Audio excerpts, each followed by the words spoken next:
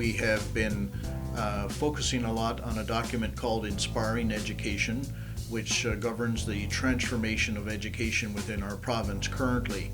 Inspiring Education is very important because it really places student at the center of education in this province, and that's long overdue. When we think about the principles of inspiring education, firstly, we need to be very learner-centered, and I think our educators in our school division are very learner-centered, but we need to ensure that we maintain an increased focus on being learner-centered. We need to have shared responsibility and accountability for all of our students. So gone are the days when we can say, well, that's not my student, I don't need to worry about them. We need to have in all of our schools a great shared responsibility for all of our learners. We need to be quite open to engaging our communities because we have come to the realization, not only in our schools but in our communities, that we can't do education alone. We have to be open to using community resources. We're very grateful in Peace River School Division that we have so much support from all of our communities. We need to make sure that we are being very inclusive and that there is an equitable access to education for all students. We've known for a long time that not all students learn at the same rate. We need to be very responsive and have a flexible approach so that when students are not learning, we're prepared to take a look at our instructional practices and make sure that we make the appropriate modifications and adjustments to ensure that every student learns. We need to be very focused on having sustainable and efficient use of resources. Recently in Peace River School Division, we've adopted the RTI, or the Response to Intervention model, which has been kind of governing our instruction for the last couple of years. We've had a reorganization of our student services and our curriculum and instruction departments, and we now call them our learning services team. Under that umbrella, we have lots of support that are provided to teachers and to educators in our system. And I guess we need to be truly innovative to promote and to strive for excellence on an ongoing basis. Again, all tied in as very supportive principles within inspiring education. I think that's important that teachers bring electronics to the classroom because it's something new and maybe kids will like it more than doing it on a piece of paper. That's what I think. I haven't really used technology in the classroom on a daily basis, but I'm starting this year. So if I have the kids on HeadSprout, Raz Kids programs, I'm able to see how they are reading, and it's all differentiated at each level. So if I can have them working at their own pace on a program that's tailored for them, I'm able to listen to them read. I'm also able to go back and track their records. Completed so many. See? The road. And once I get there, I get this egg, and then I go over here, and then when I got over here. I like to blog about things that happen like in class or at home. Blogging because it kind of like, if you have an older sibling and they have like Facebook and they're always like typing about things, then it sort of makes you feel like you're the older one. On Kids Blog, you can like write on the computers, unlike using a pencil and an eraser. Today's day and age, we need to integrate technology. That is the way the world is moving towards. iPads, kids have iPads, all these things at home. It's the future. That's what they're going to be seeing in their work lives when they're older. Technology is good. It's good for us too. Our Success Program is a way to look at students individually and give them what they need. So our French Immersion program has started already, where for half an hour every day, kids are put into multi-age groups where they're getting support where they need it. For instance, there are 5 elements of reading, and whichever element that they're at that they need to maybe learn certain skills, they get that during that success time. In our class, we read and we do, the teacher explains syllables and vowels and stuff like that.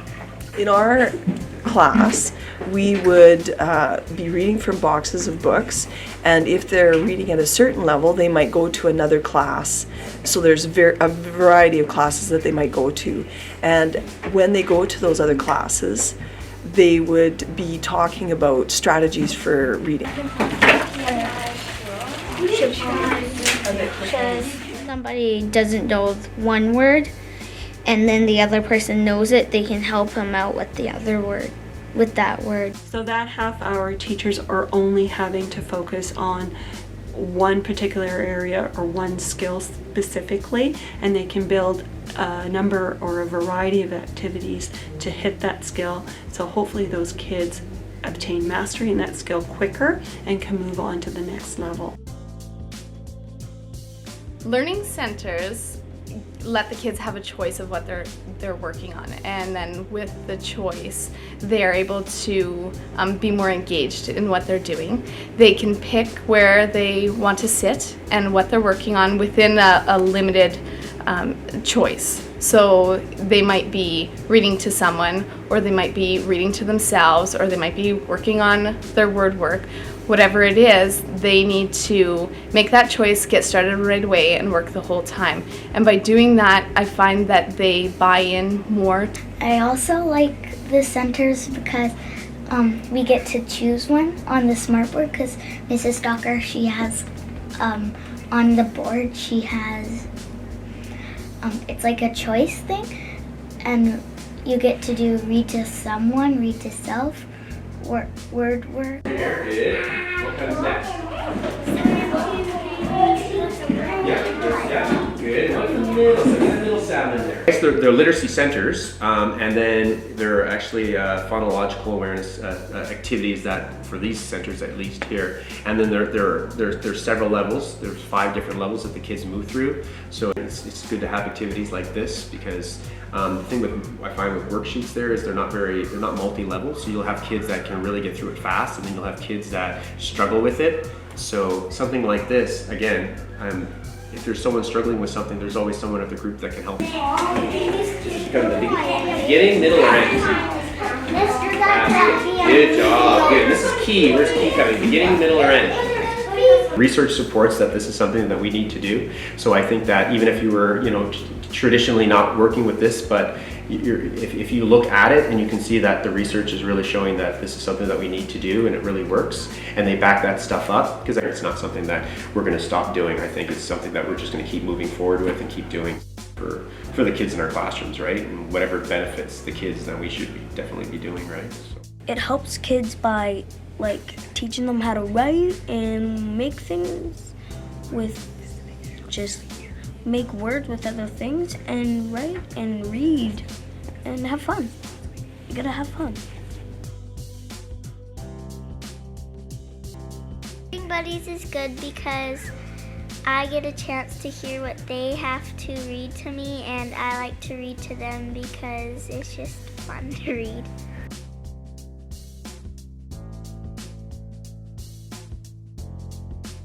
It gives my grade 4s, or whoever's the older class, a sense of responsibility and a reason to read and a reason to practice their reading so that it sounds good.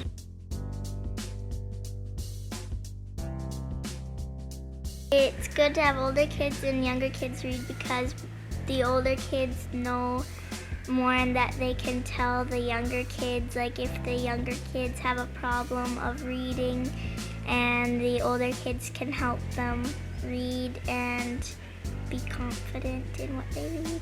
It benefits the sense of school community that we have, that we're all responsible for each other and we're a team to help each other learn.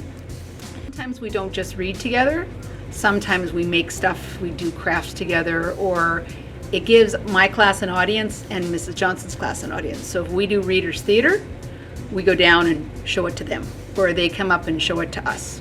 It's good because we also get to know our school better, and it's just kind of nice to know everybody and just see them and help them read and read together, because I love reading, so I just like to read.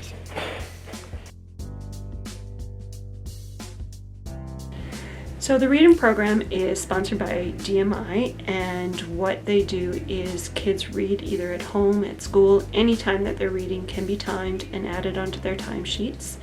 DMI created the reading program for our regional schools, and the reason we did that was we understand the importance of education, but most importantly how reading leads to greater things.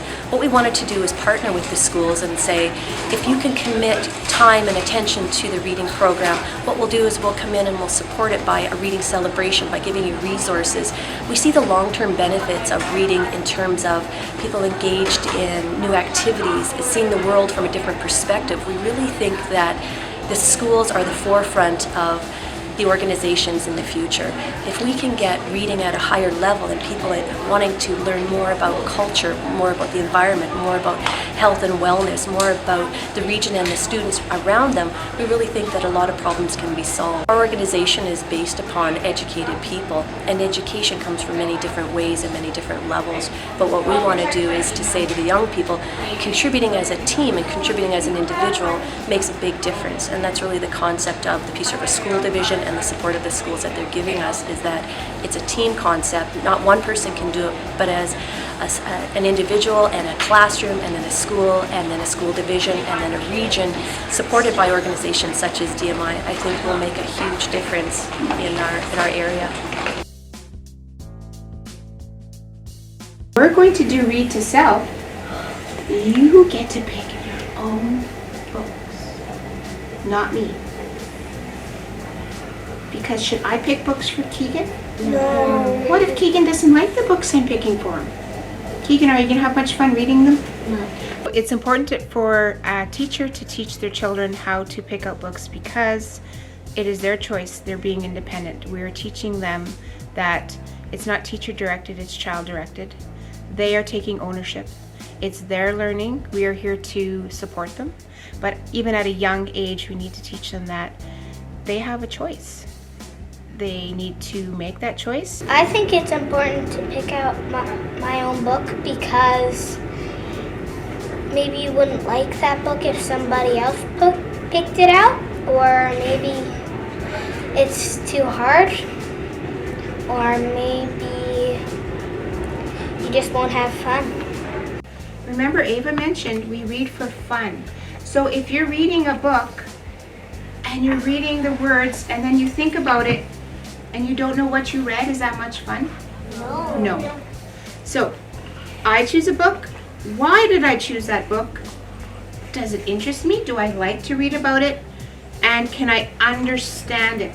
We need to lead them in that direction where even out, say at the library, they're able to make their own choices with what they're interested in.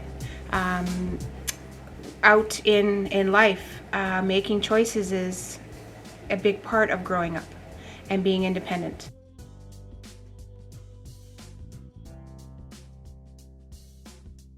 I hope that this video can be used by school teams.